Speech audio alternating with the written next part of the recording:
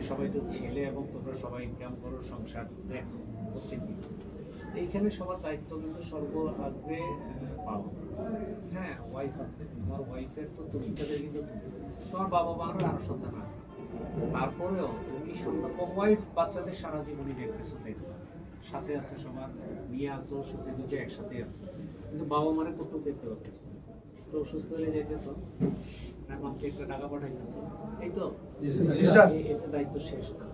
বাচ্চাদের বাবা মা দায়িত্ব কোনটা, যে বাবা মা কেমন আছে, বাবা মাকে সময় দেওয়া, তারা যাইতো কষ্ট করে তোমাদের মানুষ করছে।